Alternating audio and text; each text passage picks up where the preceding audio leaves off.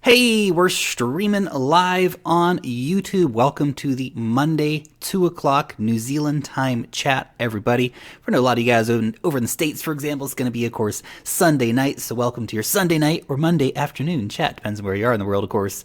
Welcome, everybody. So today we're going to be covering a few different topics off, answering all of your questions, or as many of your questions as I can get to, of course.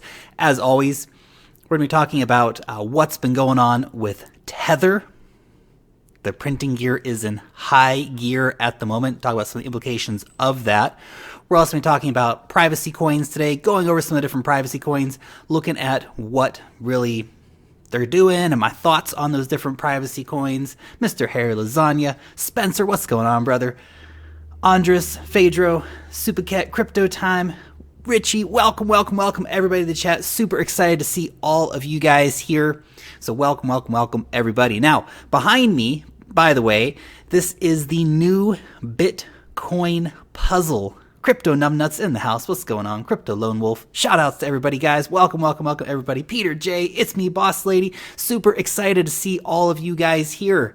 So welcome everybody. Now, this behind me, the Bitcoin puzzle. There has been another one of these in the past. The reward for the previous one, I think, was 4 Bitcoin, actually. But this one, 1 Bitcoin reward. If you can solve the puzzle, you can get a Bitcoin. Pretty interesting idea. Crypto coins. Cheers from Island Bay. Hey, how's it going, man? Island Bay, for anyone who's not from Wellington, just on the other side of town. Hi from Kandala. Very, very cool.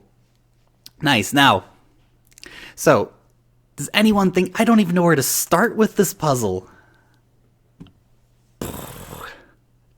No, nowhere at all. This is crazy. This is some pretty next level stuff, and I'm sure if I sat around and thought about it for a couple of days, I'd probably crack it at some point, but hey, 1 Bitcoin's not a bad reward if you are a puzzle fanatic. So, very cool stuff. Nice. Okay, well, let's hop into the first one of the day. Shrimp, frogs, drugs are clogging up the Ethereum blockchain. Interesting. Very, very interesting indeed. Now, the issue here, obviously, is that we are seeing a situation where Ethereum is just not really responding to the load demands for it. I'm just going to recapture that there. See, the chat's showing up a little bit funny. Let's just get that back on there for you guys real quick. Hey, that looks better. Okay. Then we'll talk about some sweet Ethereum stuff for you guys. Okay. So, obviously, CryptoKitties was the first one that kind of brought Ethereum to a standstill, if you will, which is kind of crazy when you think about it, because it's just kitties, guys. It's just kitties. And that, of course, is a crazy thing. Now, of course, we're running into the situation where we have all these other things happening. It's just the games. The games alone are just bogging Ethereum down to the point of near inoperability sometimes. And look, there's peak hours. And I think when an ICO happens, for example, we see a real stress on the Ethereum blockchain. But the thing I really want to kind of theorize about and point out a bit here is that Brian's saying, dude, privacy coins are over. Didn't you see the Enigma presentation at Consensus? They did encrypted coin mixing that could be used as a wrapper for any coin, says Brian. I didn't see that. That's interesting, though, and we'll talk about that a bit when we get into privacy coins. But saying that privacy coins are over because one company came up with a solution is like saying that all blockchain is over because Holochain has an interesting innovation, or that some other coin is over because another coin came along and they have an interesting solution that hasn't been proven yet. Of course, we have to see that actually work on the market and see how that responds to market demands. That's a different story, of course. I'm looking forward, though, in Ethereum scaling in particular, I'm looking forward to those side chains coming on, because they're going to add a lot of utility to the Ethereum blockchain and really help push it up a little bit. And we see a few different projects working on how to make Ethereum work. essentially. Now, look, I know the guys at Ethereum are actually working on this themselves. They're looking in and saying, okay, how can we make Ethereum better from the inside? Of course, they're exploring sharding, for example. But a lot of side chains are kind of coming up as the potential for really making Ethereum something much better than it is currently. And we have, for example, the guys at Sonam are developing a side chain. The guys at Mise Go are looking at a side chain. Tomo chain as well, looking at a side chain. So those could all be good solutions to help Ethereum scale. Brian says, just saying they will lose significant value, nothing special. Basically, each just becomes another Monero. Interesting statement, Brian, because if each privacy coin just becomes another Monero, that means they are then the, top 10 cryptocurrencies. But again, we'll explore the idea of the different privacy coins and different privacy features, and actually which privacy-centric coins I think are going to be the most successful in the long run. But we're going to get to that, guys. We're going to get to that, I promise. Now, Ethereum is, of course, the number 2 cryptocurrency, and it's getting so much attention, and there are so many ICOs coming on it, not to mention, of course, just so many other dApps being built on top of it and all these different things. The competition, though, is starting to get really strong, and that's where it comes very interesting for me, because basically what happens is we're seeing Neo start to really capture a decent share of the ICO market. More and more people are building on Neo, and we have more and more projects coming to Neo in particular. But you start to look around. Wanchain's got 6 ICOs coming up. Icon's got a whole basket full of ICOs coming up. It's happening, guys. It's happening. I know people are already planning to launch ICOs on, EOS. EOS, people are already lining up to get ICOs launched on EOS, and, NEM's having ICOs, and so there's all this competition of blockchains that are currently more scalable than Ethereum. I mean, look at NEM. NEM, 4,000 transactions per second with Catapult. Kicks the butt out of Ethereum currently, of course. At the same time, though, you have to kind of bring into the conversation that largely Ethereum, outside of all these games and stuff that gets played on it, we haven't had many main nets kind of launching for a lot of the projects that are promised this year. And I think we're going to see a few different situations where we see more projects that were launched on Ethereum moving to other blockchains. They're going to move to Zilliqa. They're going to move to Neo. They're going to move to Cardano. Well, when Cardano gets its act together too, of course. But this is going to be, I think, one of the trends that we see going on through the next year, even if Ethereum scales. And it's going to. It's going to. You have to keep that real. Ethereum is going to scale, guys.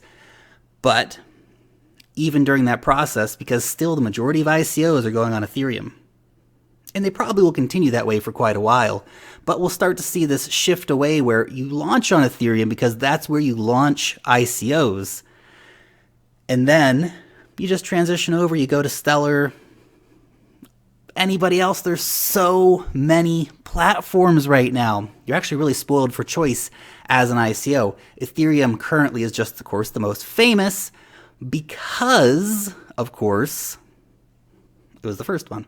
So that really helps push it in that right direction. Dr. Veerhot asks, what about Bazant? Or just Bazant, exclamation mark.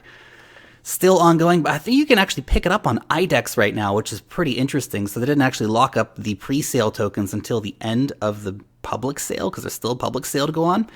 I think that's what I saw. I could be mistaken on that, but that seems pretty odd for an ICO to not lock up the pre-sale tokens, at least until the main sale is over. So there's already an active market for that going. There you go. Peter asks, how long ago did this start? We're only about 10 minutes in, man, so you're still pretty early into the game, Pete. We'll probably be doing this for about another 50 minutes or so. Usually try to keep them at about an hour, Peter, any thoughts on Metronome? Metronome looks hot, man. I think Metronome's going to be a really great ICO. I am going to do a review on it for you guys, probably about 2 weeks before it's scheduled to start. So we've already done the research, and, we're going to be getting that out for you guys. So that is going to be coming. They're doing this descending auction thing where it's kind of going to be a price discovery to find out what the market thinks metronome is worth. And so it's pretty innovative. Basically, what it's going to be is starting off at 2 Ethereum for 1 metronome token. And it's going to be descending, I think, every minute by 33 Ether or something like that. Something like that. And so you're going to find this thing where it just keeps going down, down, down, down, down over the week until it meets, of course, the buy pressure and where people are willing to buy it at. I haven't decided what a good price for metronome is going to be yet, though. That's something I've been struggling with, like, because I want to get in the metronome ICO. I'm thinking, what's a good price? How much should I, aim to buy it for? And of course, how not to, FOMO out, and are the whales going to come in and buy it at a higher price? And it's an interesting dynamic, but I think it's a pretty fair dynamic at the same time. So there you go. DJ asks, Lark, are you involved in Quark Chain as a private investor? Are you part of the public sale? What are your thoughts on the KYC process? DJ, they have excluded New Zealanders, man. I'm out on this one. What are you going to do? It's okay. There's so many other exciting ICOs. I don't worry about it, but it's so overhyped, though. That's the one thing I can definitely say about Quark Chain at the moment is that, holy cow, there is so much hype around it. Yeah, remember, they sold 80% of the tokens in the private sale. Only 20% of the tokens are now available for people in the public sale. I don't quite like those metrics. We're seeing this more and more with ICOs, especially for the really popular one. The VCs come in and I think give them an offer they can't refuse, money-wise. So what are you going to do? But yeah, I think whoever does end up getting into Quark at the public sale is probably going to make a killing returns-wise as far as, the potential, the hype around it right now is just absolutely crazy. So definitely going to be a good one for anyone who can get in. Supaket says Quark is a real effort to get into. Yeah. Relio, they kind of deserve their hype. They do kind of deserve their hype. Quark, from everything I've seen about Quark Chain, it's a good project. If you look at how well Zilliq's done, Quark Chain's probably going to have a similar trajectory. So, yeah, I understand why people are really, really keen to get into it. Crypto Lone Wolf asks, what do you think, Lark? Will the whole year be bearish? I don't think so. I think we're going to see, as the year goes on, all these things that are happening now and have been happening for the past couple of months, we're going to start seeing the effect of that pouring out later. But you do have to, of course, realize there's been a lot of manipulation in the market, and that's not a positive thing for the market. So, but that being said, yeah, I still think we're going to see, new all-time highs this year. Seb Fox. I love the comment. Lark, I just bought some Bizant, so if you could talk about just that and only that for a few months, that would be great. Thanks. No problem, Seb. I got your back. Okay, we're only talking about Bizant now, guys. That is going to be the new hot coin. Everyone's going to talk about it.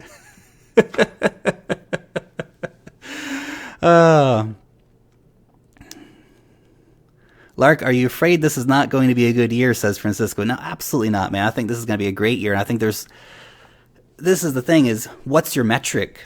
That's my question to you, Francisco, and anyone else who's kind of looking at the year and going, oh God, what's going on? Well, I understand if you got in January and you bought a lot in January, you're looking at this and going, wow, cryptocurrencies suck. If you've been in it for a year, you're looking at this and going, wow, I'm still 4 or 5x up on most of the things that I had last year. It's a question of time. That being said, there's even in a more bearish market, which we're currently in, there are still so many opportunities, guys. It's absolutely crazy what's going on right now. Some of these ICOs are still just popping to, amazing extremes. And basically, we see so much opportunity, and even just investing in some of these projects early, there's stuff that's still just like criminally undervalued. It's wild. It's absolutely wild, guys. Something like Matrix, Matrix.ai, for example, criminally undervalued still. And I know it's grown a lot. It's grown a lot since I first talked about it. but it still has a lot of room to grow. So take the long-term view here, guys. And if it is a suppressed market for a year, well, great. That's great. It gives you all these great buying opportunities if you're long-term investing and if you're patient. If you want to be an overnight millionaire, sorry, guys, BitConnect is gone. No more amusement park rides for the BitConnect crew anymore. Okay. Lark, what is your long-term outlook when this market matures, says Cram. I think there is going to be a mass culling at some point. There's going to be 5,000 ICOs this year. At least that's what ICO Alert, I think, is preparing for, which is redonkulous, without a doubt. Now, that being said, there's going to be a big culling from that, guys. Some of the projects from last year are already starting to struggle. We can see that they're not being able to maintain really that momentum in amongst the constant media cycles. And that's really important. You have to stay relevant. You have to stay in the media. You have to stay up. And that's really, really important, guys. It's me, Boss Lady, says Kevin DeFilippo. Zencash is super undervalued. I think Zencash is super undervalued. So we're going to talk about that later, though. We're going to talk about privacy coins, guys. We're coming to those. Chic Ray. What about Yvonne on Tech's pants? See? That's why you should dress boldly, guys. People will be talking about your pants for weeks. That's awesome. What project do you believe is closest to mass adoption, mass acknowledgement? That's a great question, Peter. Look, there's a few projects that I think are really vying for that title right now, and we're going to see some massive use cases for a few top cryptocurrencies coming out here pretty soon. You know, we could talk about something like Horizon State. When I talk about criminally undervalued, Horizon State, they've signed this deal where Horizon State is going to be the cryptocurrency solution for a group of 96 million people in Indonesia.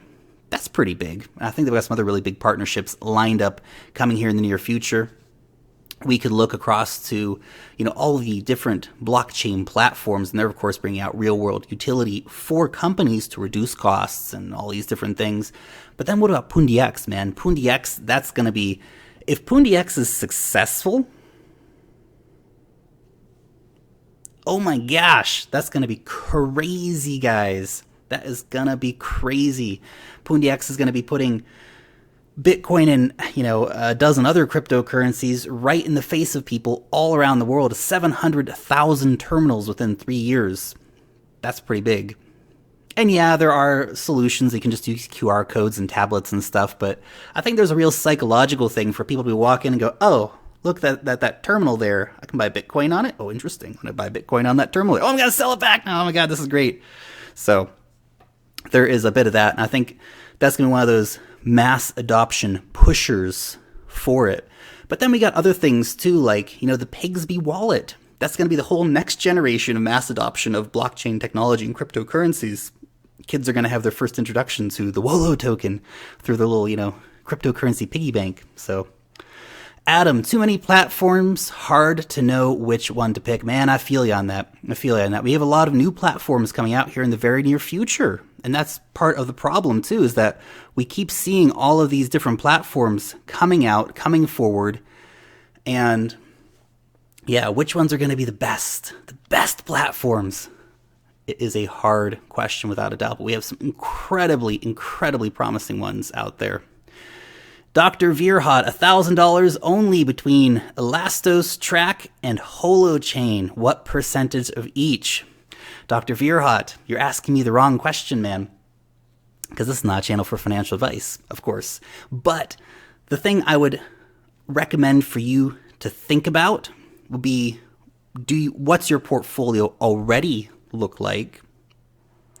What do you see in these projects? Why are these the 3 projects that you have brought names forward to me to talk about?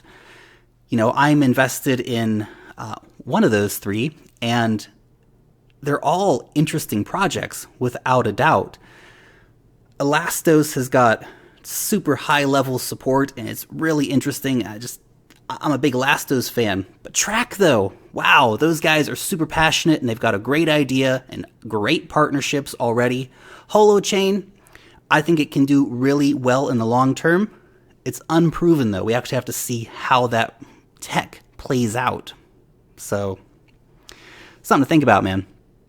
Okay, we're going to move on and talk about Tether a little bit. Tether, everyone's favorite topic. We all love Tether, don't we? Now, Tether, the printing press, has been in super high gear, guys. Holy cow. $250 million printed out. They're acting like the U.S. Federal Reserve now. They just print money whenever they want to. It's great. They learned from the best, man. They learned from the best. Just print money whenever you want to. It's great. Oh, my goodness. Well, look. I don't know if any of you guys had a chance to read over Crypto Medication's journalistic report that he put out the other day, trying to connect some of these dots between, Bitfinex and some of the players in the space that have been manipulating things for a long time. Jeff, Lark, greetings from Tonga. I love Tonga, man. It's such a beautiful little country. I love it. These beautiful islands just out in the absolute middle of the Pacific Ocean. It's wild. I mean, I know I live in New Zealand, where at the absolute bottom of the Pacific Ocean, but still, Tonga's awesome, man. It's a beautiful country. Anyway, back to topic here. This is a wild thing that we see going on right now with Tether, where they just keep printing money and keep printing money. Allegations, don't care, keep printing the money. Missed audits, who cares, keep printing the money. Get some guy on to say, yeah, I saw the papers, I saw the audit, it's all good. I looked at their bank account. Trust me, I saw it. I'm a random dude they just pulled off the street. I don't know, right? There's so many problems with Tether. It is just this massive systemic risk to cryptocurrencies, because what they do is they keep pushing up the price. I mean, look at it, guys. What happens? Tether prints $250 million new dollars worth of Tether, and now what do we have? Of course, we're seeing a bit of a recovery in the market temporarily, and some prices being pushed back up, right? This mass manipulation with Tether could be a real problem, which is why I'm just so excited to see more and more stable coins coming on that are blockchain verifiable, because if Tether goes down and it continues to be the dominant hedging coin, it's going to crash the whole market and kill investor trust in cryptocurrencies for quite a while. It could be, Mount Gox level kind of bad, because it'll take down some of the major exchanges with it. It'll definitely take Bitfinex down, without a doubt. It might take down a couple of the others as well, like Kraken. Binance is using USDT. It's a problem, guys. It really, really, really is. We need to see more stablecoins that have, legit backing. Digix tokens, backed by gold. Monthly audits, or monthly or quarterly audits. Of course, Tether promised to be audited at the start too, and then they got greedy and thought, we don't need to actually have the money. We can just print money all day long. Don't tell anybody. Audits, screw audits. All these people coming into crypto, they don't know. They don't even know what Tether is. They're going to buy Tether thinking it's dollars, and we're just going to keep this facade going for as long as we can, because nobody's checking. So at some point, someone's going to check. There are some really great alternatives, though, to this. MakerDAI is a very promising project for a stable coin. If you don't like Tether, stop using Tether. If you think that Tether is a systemic risk to cryptocurrencies, tell your friends, don't use Tether. Use Maker, right? Hedge against gold. Get your DGX tokens, guys. How is the dollar still going anyway? It's like the ultimate scam coin anyway. I mean, seriously, I'm not talking about Tether. I'm talking about the actual fiat dollar. How the heck can a country have $22 trillion in debt and still, just think about this. If you went to your bank and you said, hey, I've got $22 trillion in debt. Can you float me another trillion?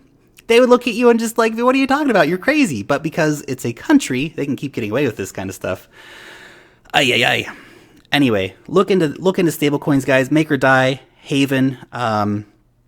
Digix is a very promising one as well. There's a couple others out there too. There's going to have a little plurality of these. I think the market will probably decide in a short term which ones are best. I haven't looked into True USD yet. I know that's a new one. Binance was going to list it, then they delayed listing it. So we'll see what comes in there. I don't know. Maybe Changpeng Zhao got a phone from the dudes over at Tether being like, you can't do that. We'll sink the market, man.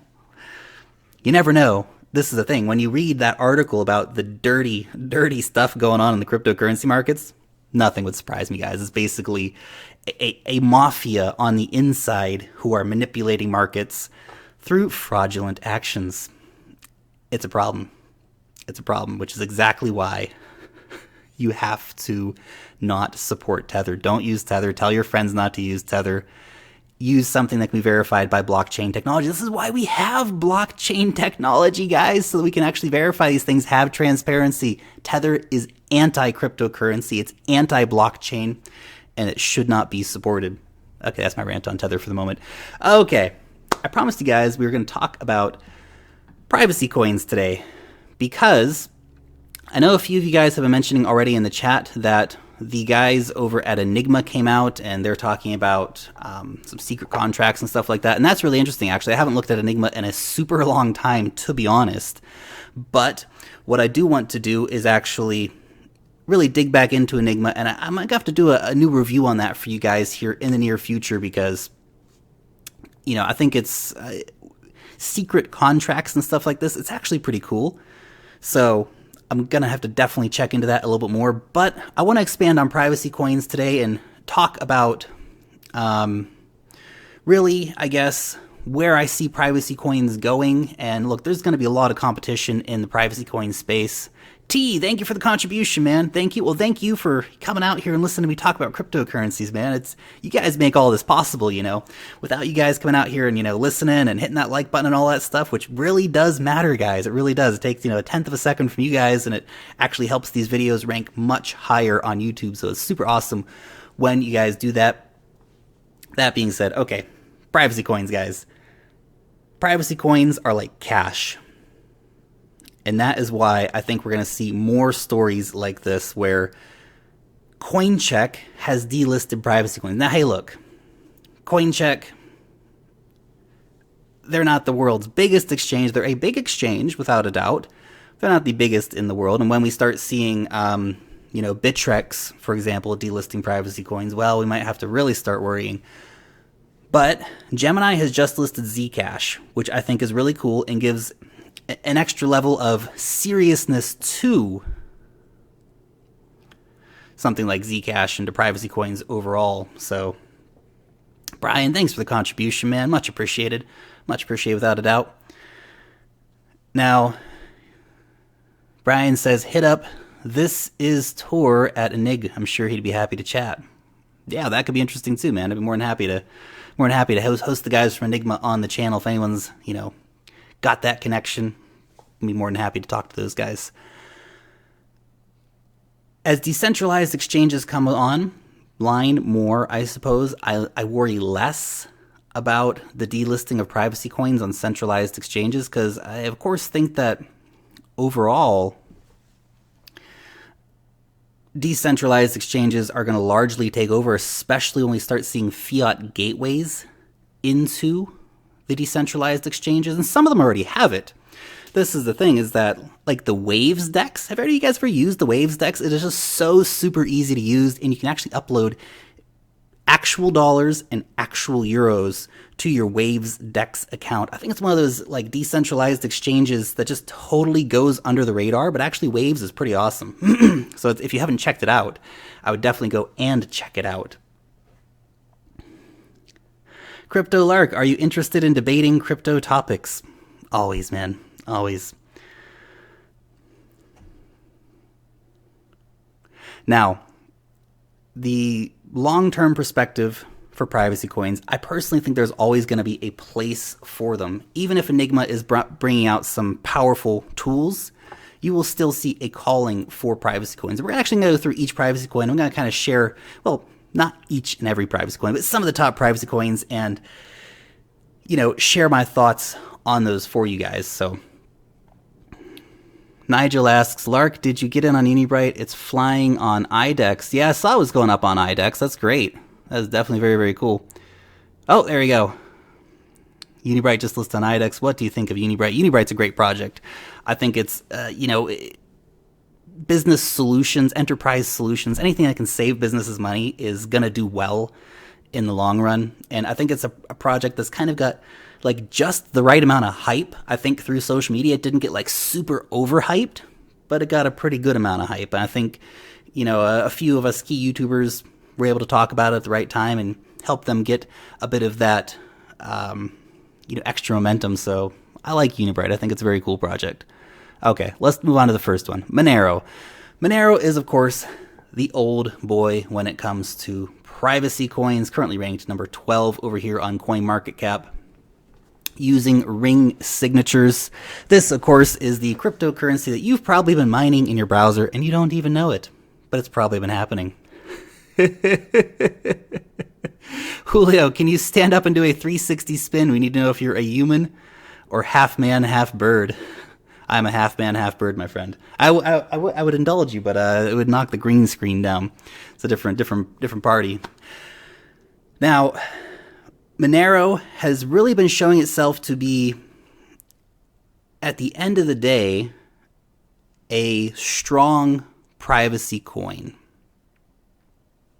And it's just had great staying power. I mean, when I first started making videos last year and looking around at things, I remember Monero was around like $45 or something like that. So you can see, it's kept very nice valuation moving forward. So, Ricky, how often do you reevaluate your portfolio during dips and crashes? Oh, interesting question, Ricky. Not so much, because this is the thing, is I spend a lot of time researching my projects that I get into, and I try to take a longer term view on some of them. And yeah, I've got some midterm goals for some of my coins, and some short term goals for others, but the short term goals, they're usually short term goals, and so I don't worry too much about them. I try to get in at the good time, get out at the right time, right? And that's a different game to play, and that's a very small percentage of my portfolio. But as far as like reevaluating my portfolio during a crash, honestly, man, I'm holding in. I'm taking the long-term view. I mean, I've seen the power of long-term investing, and the returns that you get from holding things for those long-term invests is really great. And hey, you can try and swing the market. I know a lot of people do, and a lot of people do it successfully. I got too many other things to do to deal with, I think, the stress of trying to swing the market all the time. So Julio asks, any word on when Theta will be on more exchanges? No, Julio, no information on that for you, man. Basically, that is usually locked up in an NDA. And so they can't actually say anything until the actual exchange listing happens, because it starts to bring up insider trading and all this stuff. So exchange announcements are usually super last minute, and they can't say even a definitive date. They might be able to say, well, sometime this year or sometime in the next few months we listed on a exchange somewhere, but that's about as much as they can do. Crypto Gem, thank you very much for the contribution. Thanks for all the info from Emma. Thank you very much for the contribution. Okay, let's move on to the next one. Dash. Dash currently under $400, which is certainly not bad for old Dash, but at the same time, Dash was up well over 1,000 at the recent all-time highs. Dash, of course, being one of these ones that's kind of privacy optional, and privacy optional is not bad without a doubt, but I do like the ones that are kind of privacy all the time. Privacy always on is a nice feature, I think. So Dash, not bad, but I think less than it being privacy coin focused, which it does have the privacy features, and that's cool, but I'm not convinced in it as the, leading privacy coin or anything like that. Zcash. Zcash is an old classic. Of course, we're getting that bump on the Gemini listing, which is very, very cool. But long-term, Zcash, I think it's going to be a useful coin for a lot of people, and people will continue to mine Zcash and continue to buy Zcash. But because of the ZK Snarks technology, it makes it kind of slow. And look, I know we're not really at that stage, right, with cryptocurrencies where we're super worried about speed for all of them, especially if you're just doing a monetary transaction. You can probably wait, I don't know, an hour or, whatever it takes for the ZK Snarks transaction to happen. So you've got that time. And hey, Bitcoin's slow and it hasn't stopped anyone using it either. But ZK Snarks is definitely a powerful one. But at the same time, we will be seeing ZK Starks, which have been being theorized about. We might see that actually coming forward. T-Bone, the NSA has a back door into Zcash. That's interesting. I haven't heard about those allegations yet. I think that'd be some pretty serious allegations if they turned out to be true. I think one of the problems with the ZK Snarks technology is it's this kind of, you have to have the trust that at the birthing of the Zcash, that the secret code, let's say, was actually destroyed. You have to trust that the people who made it actually did destroy that secret code. Otherwise, they can get back in there. So, John says the NSA has a backdoor to everything. Oh, the NSA, those sneaky guys. Alex says, what's all this noise about Swift Coin, the Chinese Ripple? There you go. Damon says, ignore my paid question. Damon, did you ask a question? Oh, sorry, Damon. I missed you, man. I get talking and I don't always look at the chat. Thoughts on block array, but thank you for the contribution, Damon, but I have no thoughts on block array, man, so sorry, man. NSA is always going to be there, guys, and they're going to be, focusing on all these little things that you do, but it's the reality of the situation. Unfortunately, but hey, at least these privacy options are going to let us start actually having real privacy on the internet, which is going to be pretty awesome when it, starts to see more and more mainstream use. Verge, the porn coin. That's what I'm going to call it from now on. Verge the porn coin. Now, Verge,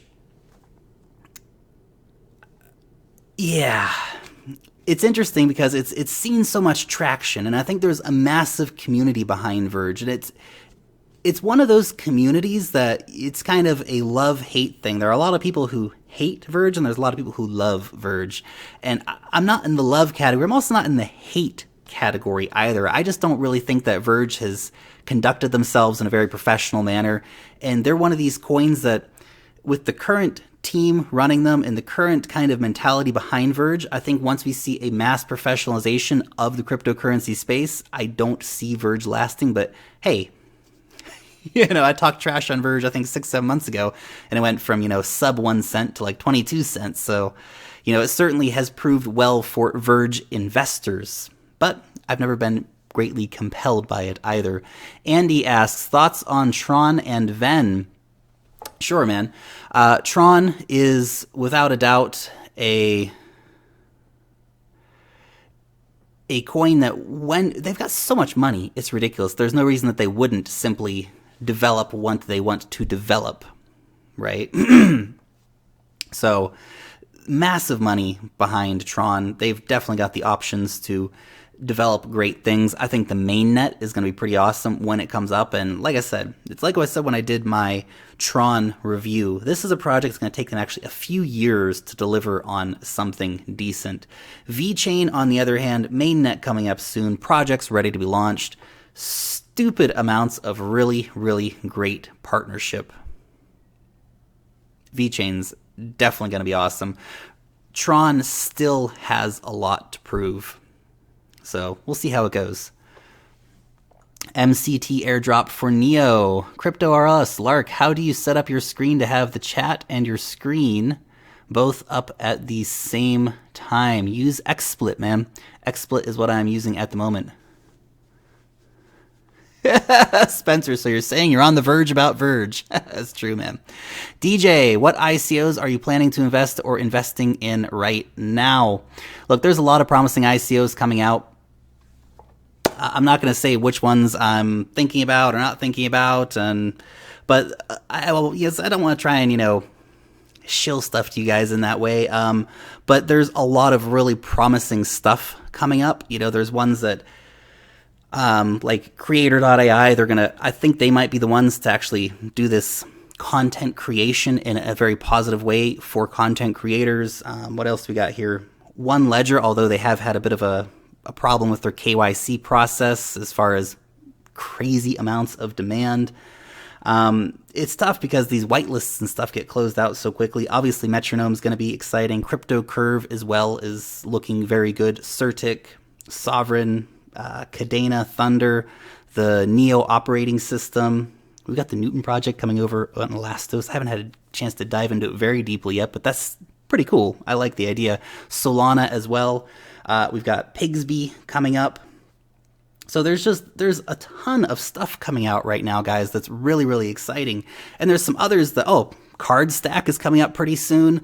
What else do we have? We've got the other thing, Pure Mountain's coming up pretty soon as well. And look, this is the thing. I've just mentioned a lot of ICOs, guys. It's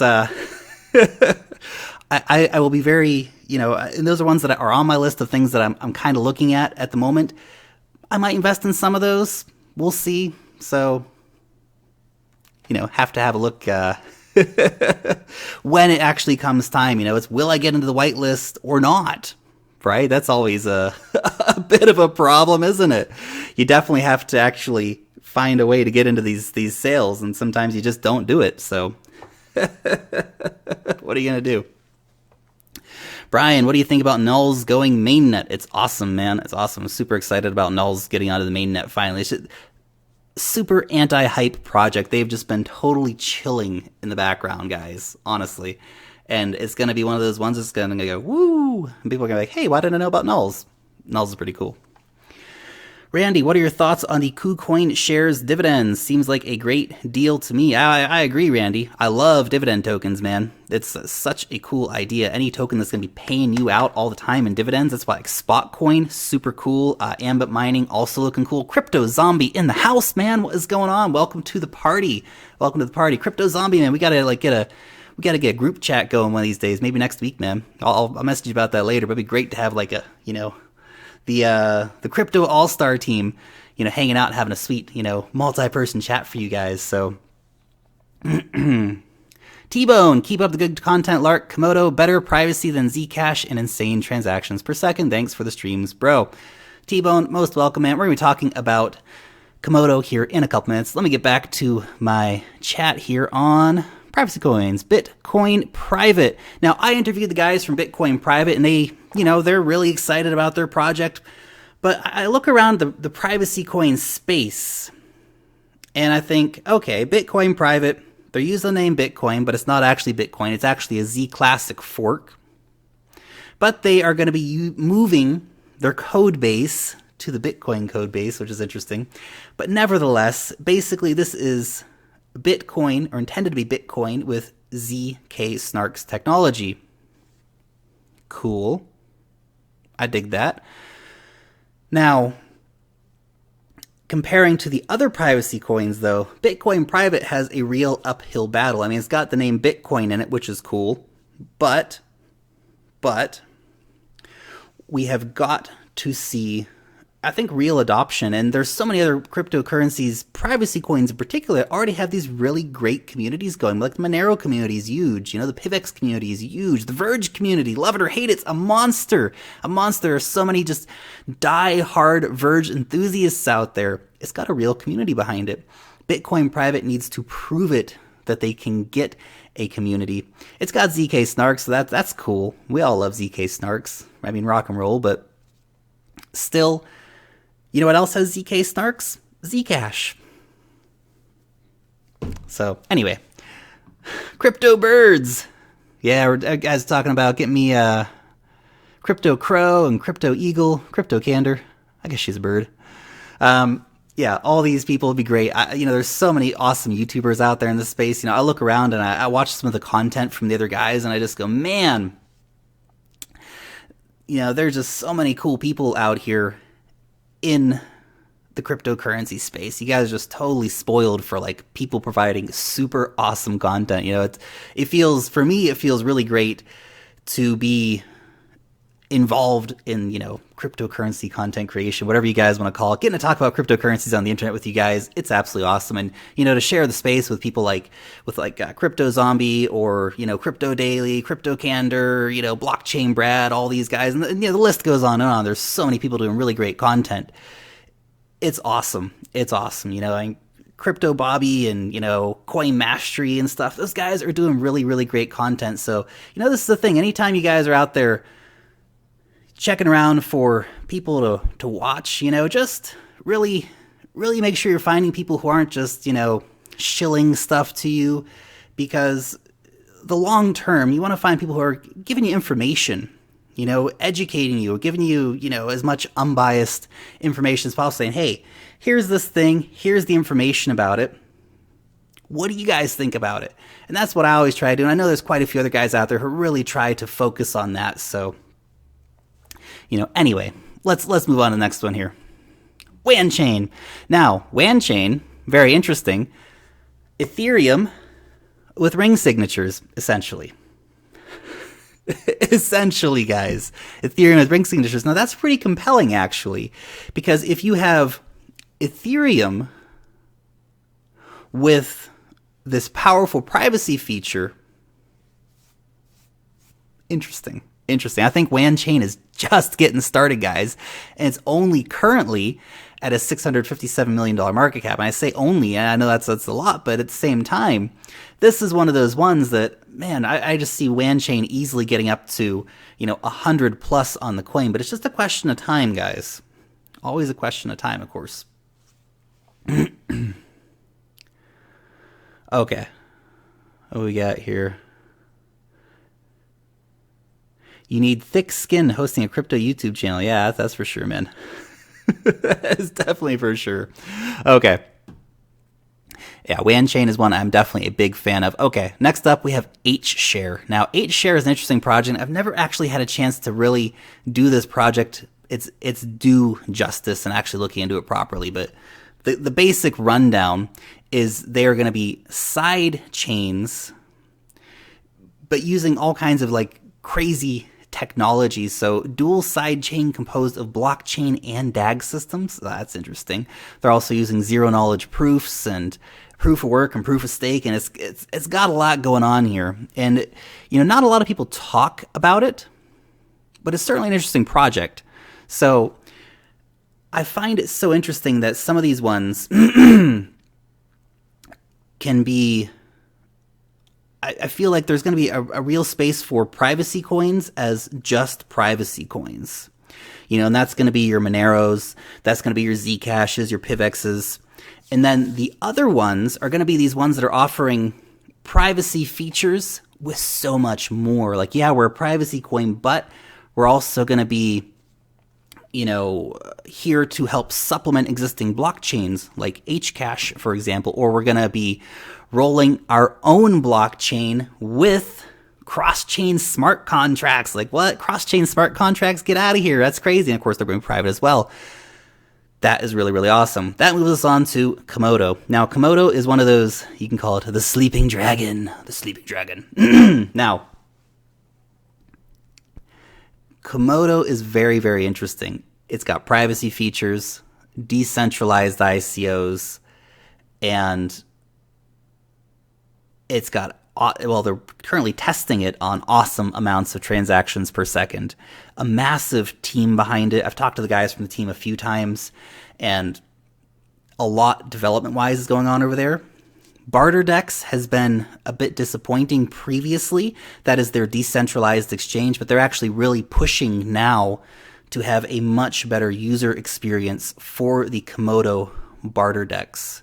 This is a project that's, I got a little bag on the side, and it's going to be one of those kind of moonshot things, because I think this could be a very promising project moving forward. But of course, the market will decide. You see things that have, you have Komodo, which is doing cross-chain atomic swaps. They have, this DEX, which is currently not super user-friendly, but powerful.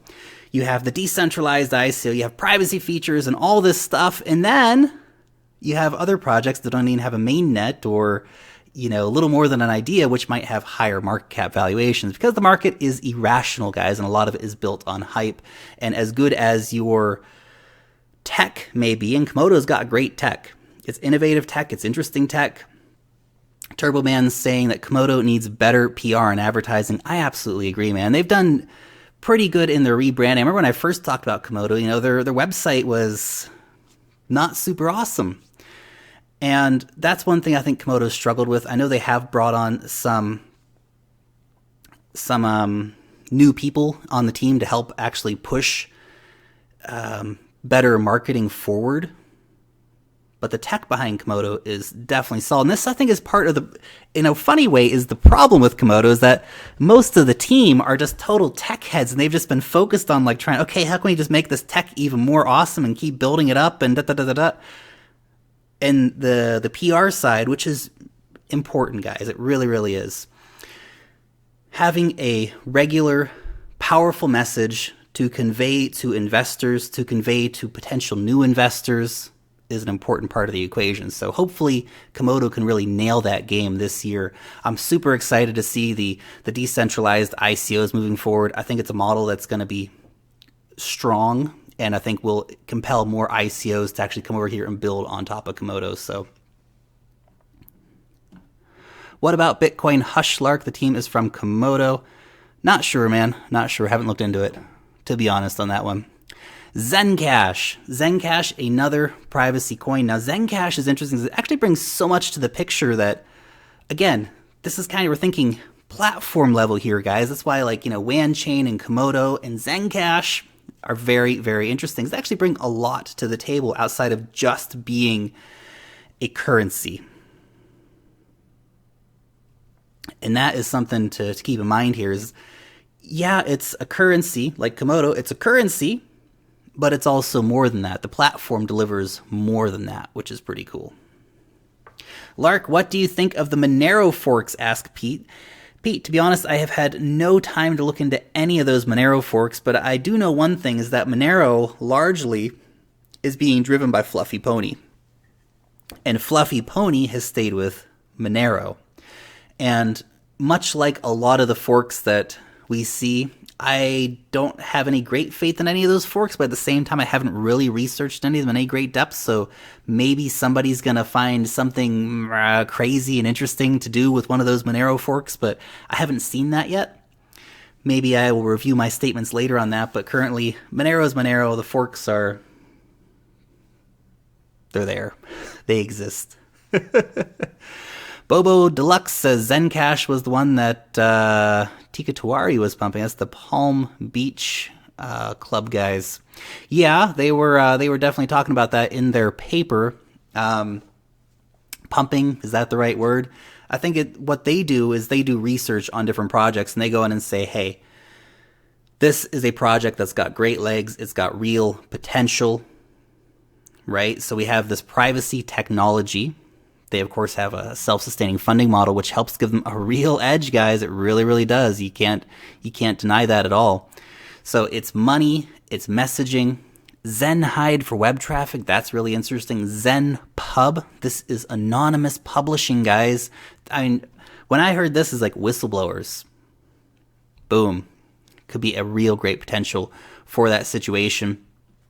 And they've got a few other things that they have going on in the background that could be really, really interesting too. And they've only got a 21 million cap. So I know a lot of you guys like those low supply coins. I think they've got a good psychological effect for a lot of people that, because it's got a low supply, it's one of those coins that could go to $1,000 in the long term, assuming, of course, that Zencash does end up being successful. Jeff B., is there a Zencash Cardano link? Indeed, there is a Zencash Cardano link, and Zencash might be one that we actually see in the Daedalus wallet at some point in the future, and that's just me speculating. There's been no official word on that, but there is a close relationship between the guys at Zencash and the guys at Cardano. I can't remember exactly off the top of my head, but I did an interview with Rob Viglione from Zencash, and we actually talked about that connection. So if you want some more information on that, go and check it out from the horse's mouth, so to speak. So, okay, on to the next one. Next one is, of course, PivX. PivX, great community, cool branding. I like the branding on PivX. It's got nice staking rewards as well, which is pretty cool. You know, some of the other ones I mentioned do have staking rewards too. This is a proof of stake cryptocurrency, and I think it's gaining a lot of traction. And PivX has seen a pretty good trajectory over time. Obviously, we want to see it really take off and be even more utilized, but the tech behind PivX has been pretty awesome in terms of actually delivering new things. You know, now with PivX, for example, we have anonymous staking, which is pretty awesome. They have they're using the zero coin protocol. So essentially, what that is you get someone sends you a PivX, for example, and you burn, so to speak, the old one, and a new one is created that has no history. So you can always have clean money, for example. It's definitely cool tech behind PivX. I will be talking actually to Brian from PivX again here in the coming weeks, so get some more updates on PivX for you guys, but definitely a really cool one. This is, it's one of the ones that I am definitely bullish on in the long term, but that's just me. There's a lot of great privacy coins out there, so. Okay. That hodl will help you hobble in the long run. Okay, next up we have Electroneum. Electroneum, even though it wasn't marketed as such during their ICO, is actually a privacy coin. They're based on, I'm pretty sure it's Crypto Night algorithm, so they are a privacy coin. Now, I've never been super excited about Electroneum, to be honest. Their mobile mining experience, I think, gives... it's not really mining, of course. Electroneum, I think, had mass hype during the ICO, but I feel like that hype's kind of disappeared. I think the more and more people looked into Electroneum, they kind of realized that it wasn't super awesome in the end. So we'll see if it has any kind of long-term potential. I'm not very bullish on Electroneum, but that's just me. I know there's a lot of people out there who are really excited about Electroneum, but I've never been very convinced by really what they've delivered, to be honest. So it's one that I've never got myself into. Deep Onion. Oh, Deep Onion. The crazy thing with Deep Onion is the community behind Deep Onion is just like, they never stop, man. Those guys are always out there, the Deep Onion guys, and you just see them all over the place. What about Deep Onion? Why is anybody talking about Deep Onion? Deep Onion, Deep Onion, Deep Onion. Now look, we're going to talk about Deep Onion. I think it's got a great community behind it. I think that's one of the important things behind Deep Onion, and I haven't really dug myself deep into, any of the controversies around Deep Onion or any of the little details, but privacy, coins, and community go together hand in hand. You see there's some really strong communities around some of the privacy coins in a way that I think some of the other projects would die to have communities like that. You look at the PivX community, for example, super strong. You look at the Verge community, for example, super strong. You look at the community behind Komodo, Zencash, really great communities yet again. Deep Onion also got a pretty strong community. Sulo, what about Matrix AI, Lark? I would love to hear your opinion on it. I like Matrix AI. I think it's got a lot of potential. I think we were talking about that earlier in the stream, actually, as being one of those ones that basically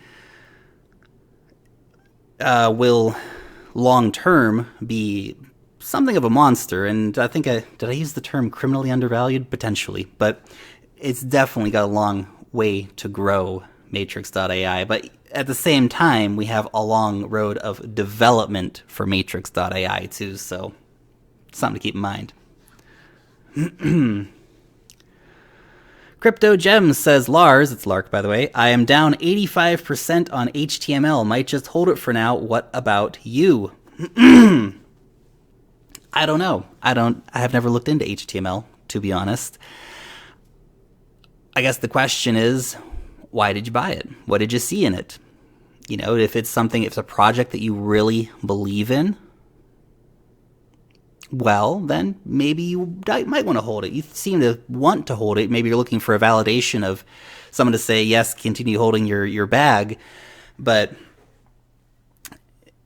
essentially, if you like your bag and you think that HTML is an amazing project and it's going to come back and it's going to deliver something really great for the blockchain and cryptocurrency community, well, maybe you want to hold that.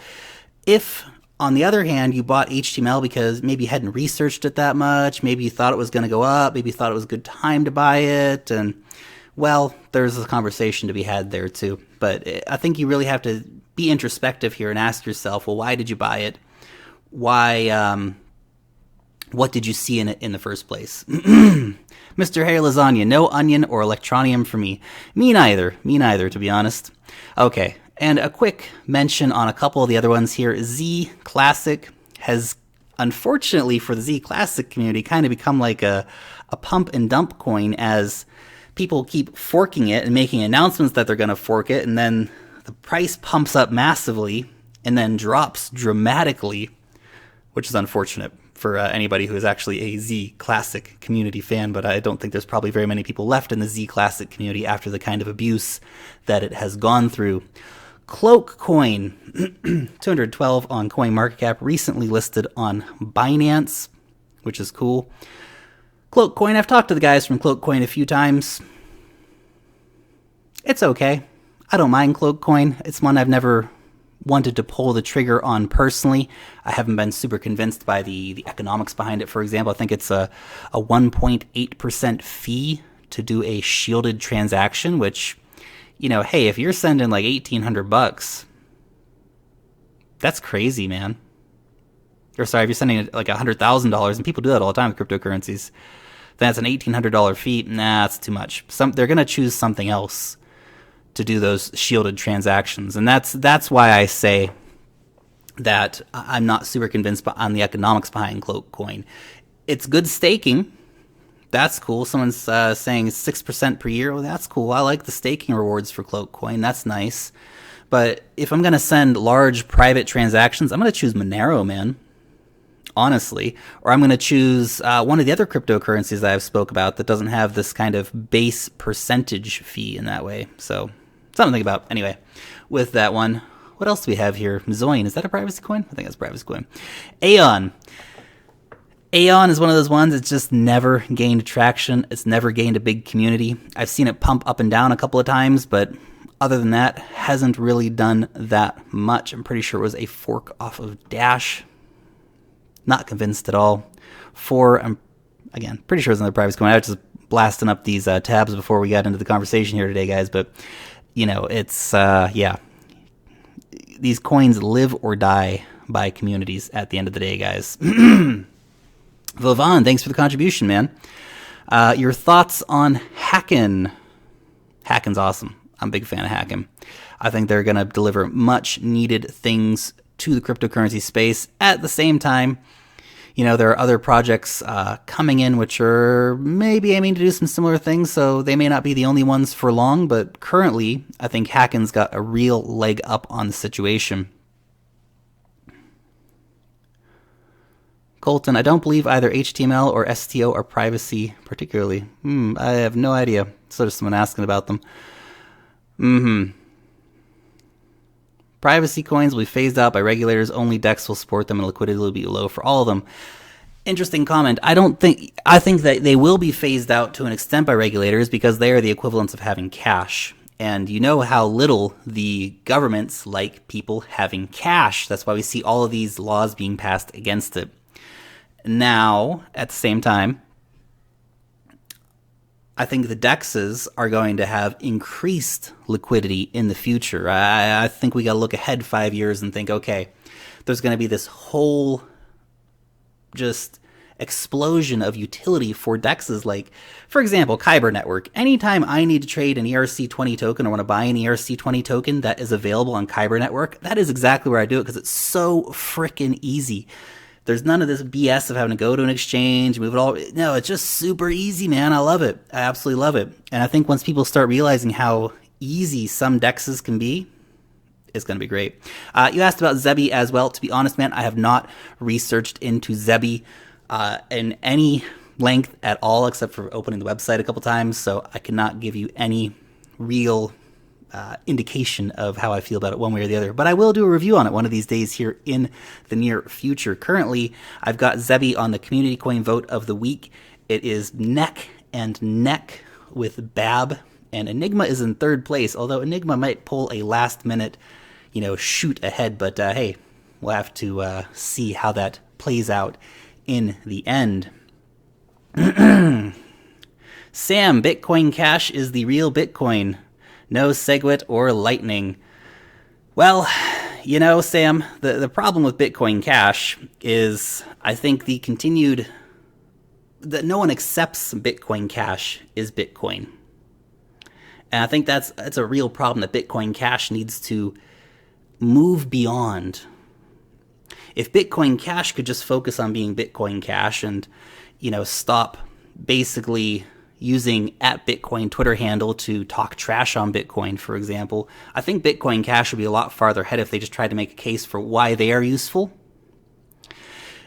And of course, they just do so much damage to themselves, and it makes me want to have nothing to do with Bitcoin Cash when I see Roger Ver and Jihan Wu sitting on a panel with freaking Craig Wright, the guy who lied about being Satoshi Nakamoto.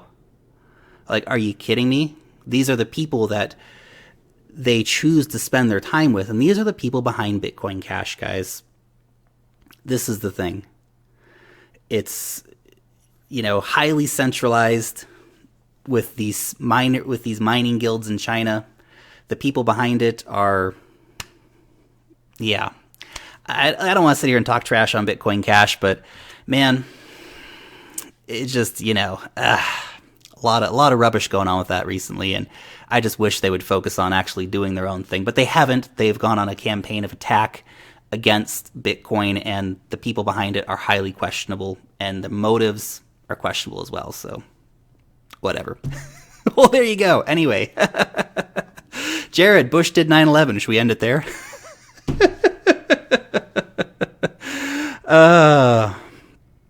There we go. Okay, guys. I think with that, I think we are going to get off of here and finish up for today. So thanks everybody for coming out and joining the party, guys. It has been a lot of fun talking to you guys as always. Get to talk about, all this fun crypto stuff. So thank you guys so much for taking the time out of your day to sit down and, listen to me talking about cryptocurrencies. You guys are awesome. So thank you so much for getting in here and getting involved, asking questions, answering questions, being part of the cryptocurrency community. Do yourselves a favor this week. Go out there and tell somebody about cryptocurrencies. Tell somebody, if they're already into cryptocurrencies, make sure you tell them about stable coins, guys, that are not Tether, because Tether is not a stable coin. It's the illusion of stable coin. Anyway, that's all from the Crypto Lark for today, guys. Long live the blockchain, and peace out till next time.